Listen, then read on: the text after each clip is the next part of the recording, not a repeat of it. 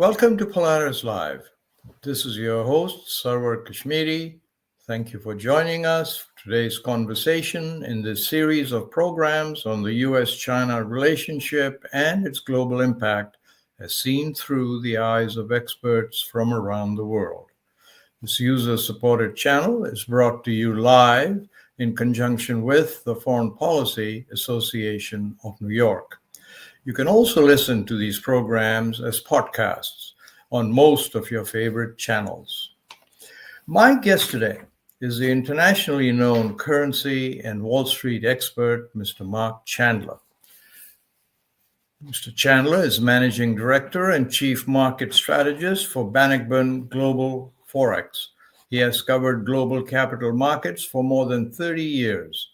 A prolific writer and speaker, Chandler appears regularly in the financial media, including Financial Times, Wall Street Journal, Barron's, Bloomberg, and the Washington Post, among others. Marc also provides his insights and commentary on CNBC, Bloomberg TV, CNN, and Fox Business. His publications include Making Sense of the Dollar and Political Economy of Tomorrow.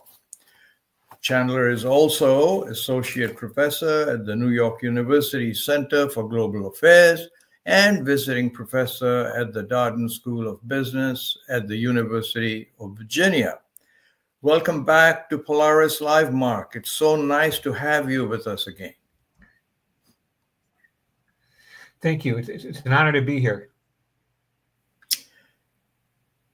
Marc, speaking from the White House just a few days ago, as a prelude to announcing reciprocal tariffs on all the countries of the world, President Trump said that, and I quote, "For too long, America has been looted, pillaged, raped, and plundered by nations near and far, and it had been cruelly denied a turn to prosper."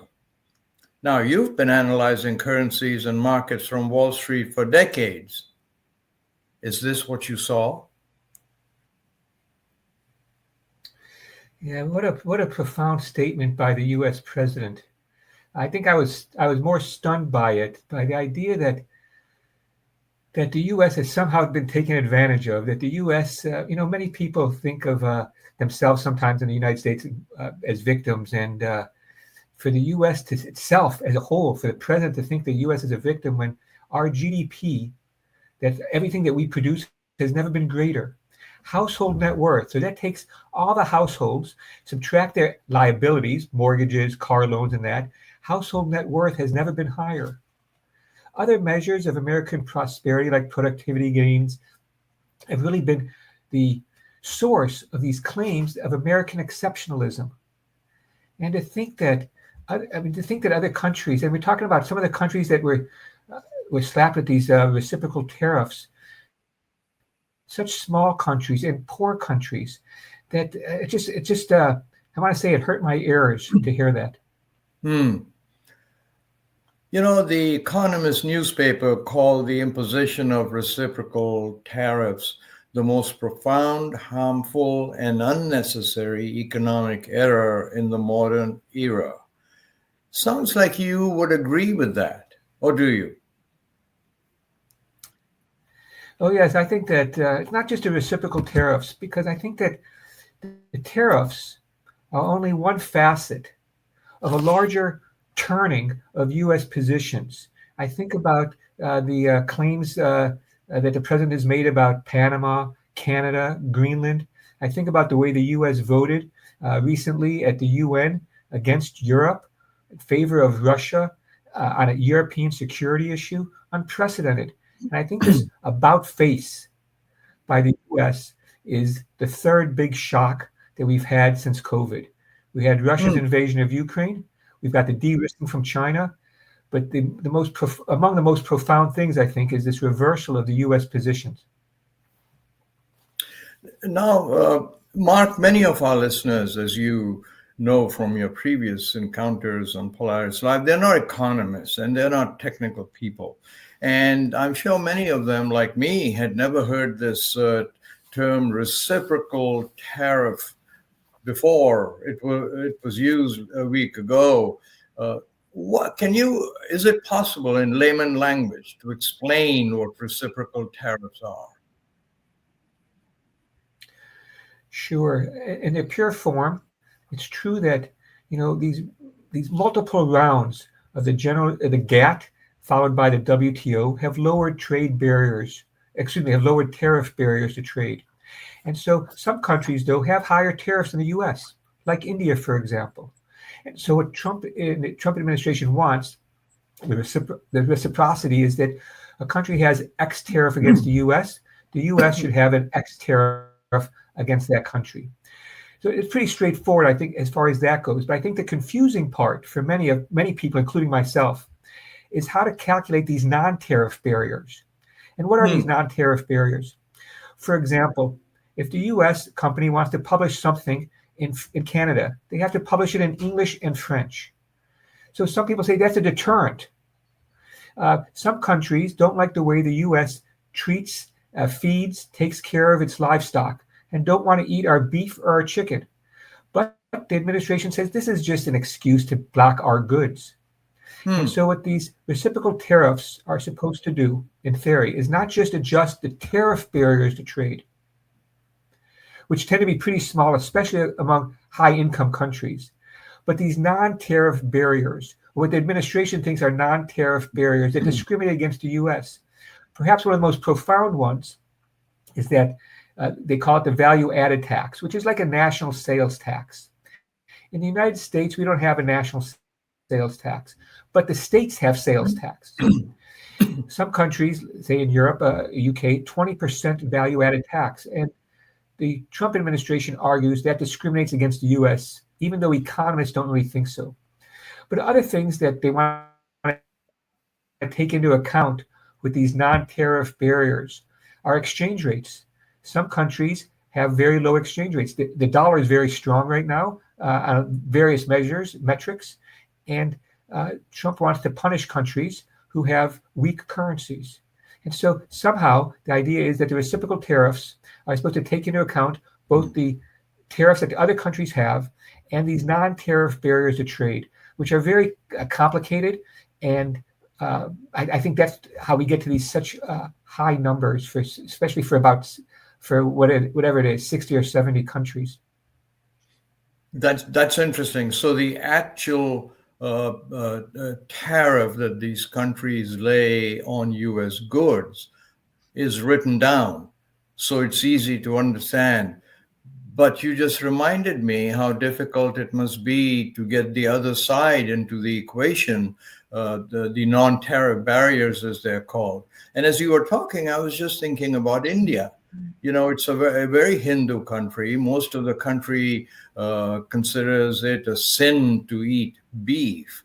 And so is this, in the case of India, this would be considered a non-tariff barrier that, hey, you don't take any of our beef, we import anything from you that you want to send us. Am I correct on this, or am I exaggerating?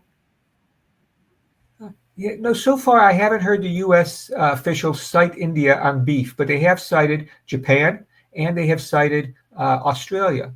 But it could probably work for a wider range of countries as well. And right. when you think about the tariffs, I mean, the difference between the U.S. and EU tariffs are relatively small, 1% to 2%.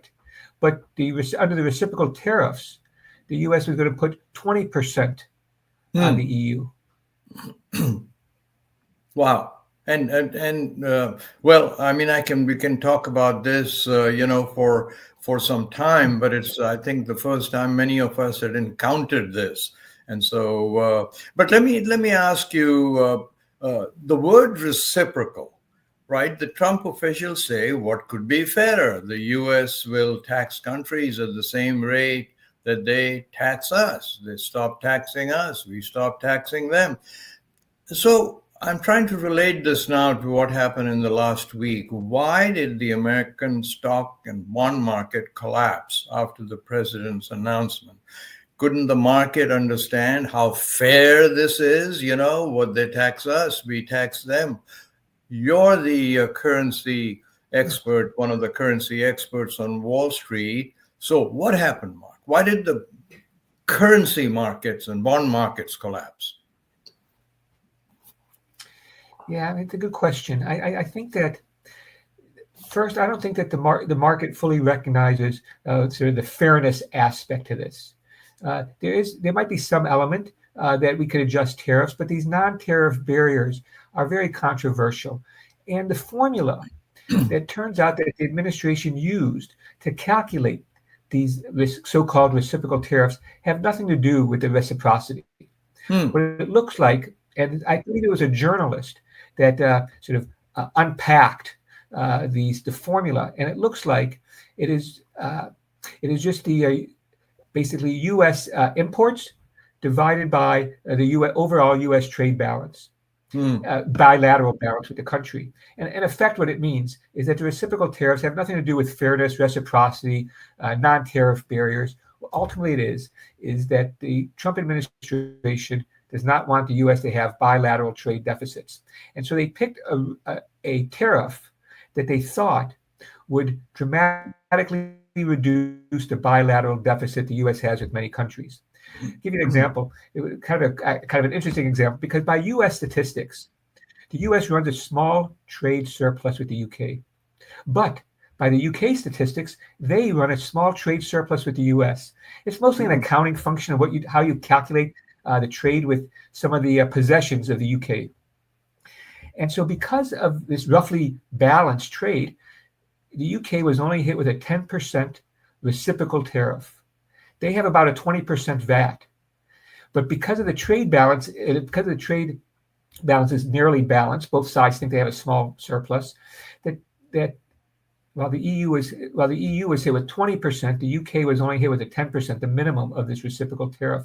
And that part of the reciprocal tariff doesn't come off by the postponement. Everybody's been hit with the 10%. It's really these other countries that were hit with a higher reciprocity were sort of given the postponement. But and this is the remarkable thing: when President Trump postponed the added reciprocal tariffs, he at the same time announced a tariff hike on China, another one. And so because of the importance of China in the U.S. trade, what this means is the average effective tariff hasn't really changed that much for this postponement. It's gone from about 28% to about 23%, which is still hard, like a headwind for growth and likely a risk to the upside for prices. You know, Mark, I was listening to the Prime Minister of Singapore a couple of days ago, a YouTube recording of the speech he made to his people in Singapore. And it was the most serious speech that I've heard a world leader make on what's been happening the last few days. And one of his lines just sticks in my mind, and it says, you know, we have always considered America to be the bedrock of fair trade, for explaining things and for treating everyone with accuracy and fairness. And what America's done now with the announcements of the last few days is basically wreck the system, as he put it, wreck the system on which we all relied since the end of the Second World War. Do you think it's that serious? I do think it's that serious. I do think, though, that it's a bit of a glossy picture of American history. I think that sometimes the U.S. has not taken the high ground, and there have been controversies about that. But I do think that this reversal of the U.S. position, historical foreign economic position, is serious. And I think that, I think the last time we talked, I suggested that there's two paths that we could go down that the U.S. role would be challenged. One would be encroachment. Another country supersedes us as leader. But my biggest fear was and continues to be, it's not going to be encroachment, but abdication. And I think that's what the Singapore Prime Minister was hinting at. The U.S. has abdicated its role as a global leader or sort of a Western alliance or something along those kind of terms. It's Pax Americana, I think, has now become more Americana and not enough Pax. Wow. Let me take a moment, Mark, to remind viewers that Polaris Live is a commercial-free and entirely viewer-supported channel. We'd appreciate your signing up to our mailing list at kashmiri.com and to our YouTube channel, www.polaris-live.com. There's no cost, and it really does help us. And we always welcome your comments on our video and podcast channels. Now, Mark, one of the reasons so many people follow you is that you understand that currencies and markets are intimately connected to geopolitics and to the reputation of a country for consistent and fair dealing. You alluded to this in your previous answer, but tell us more. What has been the impact of the United States flip-flop, putting on the tariffs, taking them off, on America's reputation? Yeah, I think this is a bit like, remember several years ago when Coca-Cola tried to change, went from the original formula or change its branding. And I think that ultimately the tariffs and the reciprocal tariffs and the U.S. behavior can lift prices, inflation that is, or weaken growth. But the ultimate and longer term consequences, I think, is a soiling, if I could say that, of the U.S. brand. We don't know what the U.S. stands for, and this petty stuff like a few hours before President Trump announced the postponement of reciprocal tariffs, he sent out a social media message telling people to buy stocks. I'm just, we have in the U.S., we have ETFs, these exchange traded funds that track what American politicians are doing with their personal account, trading. And we allow Congress, we allow judges to trade their accounts. And I think this profound corruption in a very is insidious. And I think it spoils not just the American brand. Because here's a striking thing. A similar case in Japan. The prime minister of the Liberal Democratic Party gave 100,000 yen, which is about $170, to the new 15 freshmen that were elected from his party to become members of their parliament. He was not only routinely criticized for it, but it could very well cost him the leadership of the Liberal Democratic Party and his prime minister role later this year over what seems to be a rather petty kind of thing. In the U.S., we allow this, and it's not just that we allow it and close our eyes to it, but we allow it and encourage it by not taking action against it. We all know about, I shouldn't say we all know, but many people are well aware of these ETFs and this trading. And I think that this profound sense of politicians, of our U.S. elite, sort of feathering their own bed at the public trough, to mix metaphors, is a sign. Is things make people angry, so angry with the elite that many people I know who voted for President Trump, they didn't like President Trump very much. They didn't necessarily like his programs, but they were under this idea that enemy of my enemy is my friend. They're so mad at the going back to even 2008, 2009, bailing out banks while American households suffered. And it's almost like this double set of standards. If you're rich, you have a certain sense of justice. You can afford health care. You can afford good lawyers.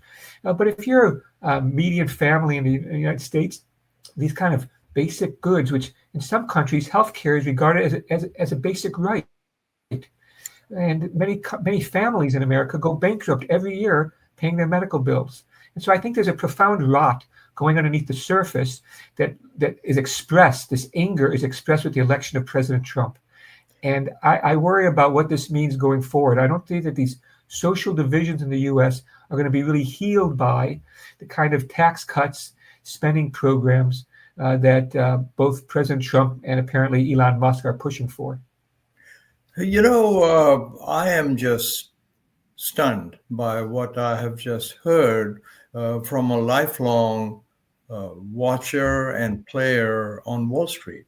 What you have just expressed and the way you've described it is starting to explain to me, and I think a lot of our viewers who have wondered why some of the biggest financiers, bankers, and players in the economy of the world so rapidly turned on the president. And what you just said is that basically the administration hinted before it happened that this was a good time to buy, which for anyone that knows investing and so on is a clear indication, a green light that something is about to happen. You can make money.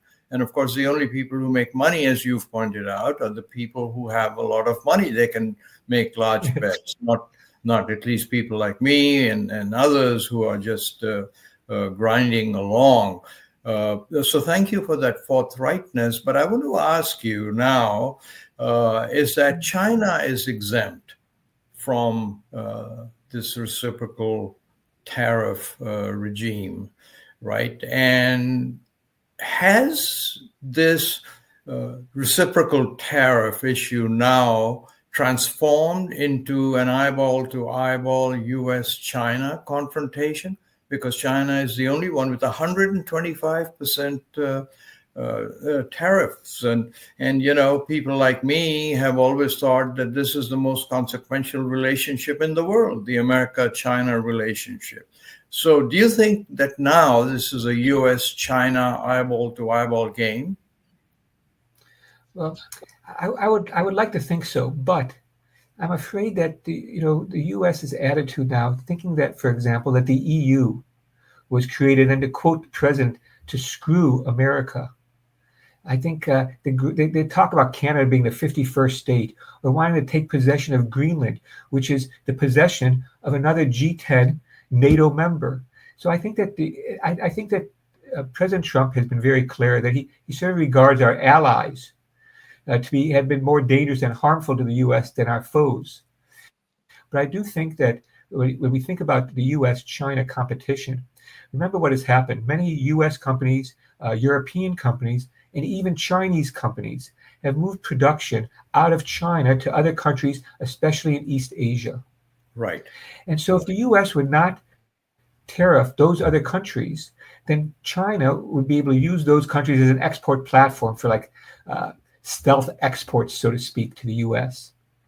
So even if the hypothesis that this is really U.S. versus China, that it's a bigger battle than just that, because of the use of these other countries as export platforms. But I'll tell you something that really bothered me, and I think it illustrates the conflict that's at work now. And it hasn't really gotten a lot of press coverage. And I've seen it on the BBC, which is a fairly authoritative source. It seems as if the Ukrainians came across half a dozen or so Chinese soldiers in East Ukraine. The BBC says that they've captured 2 POWs, 2 Chinese prisoners. So it's going to be hard to deny. And I think that what this illustrates is this how complicated the world's become. We know the U.S. has had a greater presence in Ukraine. Reports suggest the UK has had greater presence in Ukraine than we were previously informed about. And now we know that Russia, North Korea, and now Chinese forces, albeit limited, are fighting in Ukraine. This is a controlled battle, really. NATO, US, UK, against Russia, China. And so I think it's much bigger than just the U.S. eyeball to eyeball with China. But I do think that China is the real rival and is the ultimate target of a lot of U.S. actions. But again, President Trump has a very wide cut, and he thinks, like your initial quote from him, that he really thinks that countries that have a trade surplus with the U.S. are taking advantage of us. And this is from the chairman of Economic Advisors, a really important paper from Stephen Moran, Miran. You can find it on the internet. And he basically says, and I think that this speaks to some Americans as well, he says, the U.S. has provided some public goods, like our military defense of countries, the role of the dollar in the treasury market for saving. He says, we provide these public goods, and we want people to pay for them. In my mind, what this reminds me of is when I'm not when I have the luxury of not being able to be involved in the markets, I like reading about ancient Rome history. And Caesar and the Roman leaders, when they needed money in Rome, they would send out what they called tax farmers to tax farmers. They had to go raise taxes among the populace. And so it basically was Rome tightening the screws, getting more extractive value from its possessions. And I think that's what the U.S. is trying to do now. It's trying to it's trying to say, we provide these public goods, now pay for them. And I think that's really a misunderstanding. I think the reason the U.S. has troops in Europe, military bases, in fact, new military bases in parts of Eastern Europe, is not because we are altruistic, but I think it's because our parents and our grandparents learned the hard way that the U.S. cannot be at peace and prosperous if large parts of the world, in Europe, parts in Asia, are not free and prosperous. So I think that we have troops around the world, in part, not out of altruism, but sort of enlightened self-interest. In order for us to be peaceful and prosperous, we need other countries to enjoy those same benefits. So public goods, you think about what public goods are. They're supposed to be like libraries. These are supposed to be free. That's the whole idea of public goods, as opposed to private goods. And in the U.S., we've done away with public drinking fountains for the most part. We've done away with public bathrooms for the most part. We're making big inroads to eroding public education. We make it harder for people to afford healthcare, justice, that is lawyers. Some lawyers, hundreds of dollars an hour. How can you get justice, healthcare, college education? Some colleges now over $100,000 a year. $100,000 a year for tuition, for a good liberal arts education. And it's beyond the reach of most Americans. We're seeing the American dream slip by, even though President Trump keeps referring to it. It's not coming back. It's hard to see how it can come back. Now, Mark, we have 2 or 3 minutes left, but I want to ask you this question. There's been this understanding on the part of laymen like myself that China owns 1.2 trillion, if I recall, of U.S. government debt, treasuries. And I'll remind people that 1.2 trillion is 1.2 thousand million dollars. That's not pocket change. So the fear has always been that if we get China really angry, they're going to sell all these treasuries, and that's how they'll get even with us. Have the actions of the last couple of weeks made that easier? Is that likely? So, the problem with trying to figure out these international capital flows is they're reported often with large lags, and countries, including China, try to hide it so it's less transparent. I would think that we have had a big jump in U.S. Treasury yields. Give you an example from April 4th, the U.S. 10-year yield hit 3.85%. This week, got over 4.5%. Wow. So we've seen a big rise in U.S. yields. And of course, right now, the mood in America, and perhaps coming down from the White House itself, is if there's a problem, blame foreigners. So many people think that's Chinese selling or Japanese selling, even they're also large holders of U.S. treasuries. But in fact, it looks like it's probably hedge funds playing what's called this basis trade, which is basically just playing around with the spread between the cash bonds and the futures. I think it's one of these things that it's self-inflicted, another thing that's more domestic or hedge funds and not so much foreign. But I would say that I would suspect that Beijing, because they have so many treasuries, as you mentioned, at agency bonds like the Fannie Mae and Freddie Mac bonds, that if they were to begin selling it and people caught wind they were selling it for political reasons, they would be undermining the value of their inventory that they still have. It would be a bit self-defeating. But I would suggest to you something I think we're going to begin seeing. It's going to take a little while, but I think we're going to begin seeing it in the next several months.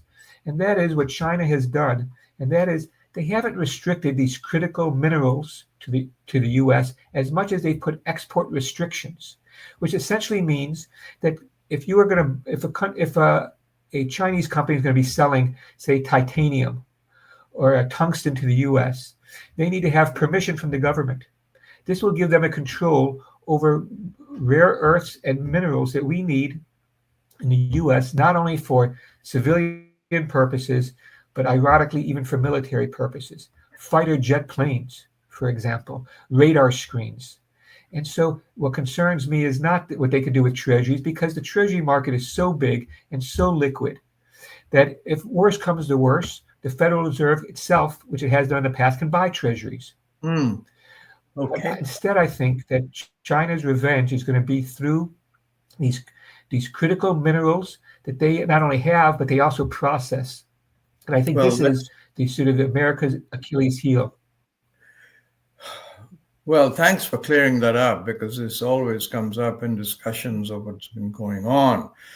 Well, Marc Chandler, we have, alas, run out of time. I could carry on this conversation all day. There's so much mayhem going around. So I want to thank you so very much, not just for a thought-provoking conversation, but a very forthright one from the heart of Wall Street, which is enormously, enormously meaningful. And you've added clarity to a very complex environment. So thank you for joining us yet again. And I do hope you'll come back. It's always a pleasure. I hope you'll come back see us. Thank you to our viewers from around the world. Please join us again on polarislive.com as we continue to explore the most consequential relationship in the world. And as you've just seen, the experts who come on Polaris Live don't slip up and soften what they say. So, until next time then, goodbye.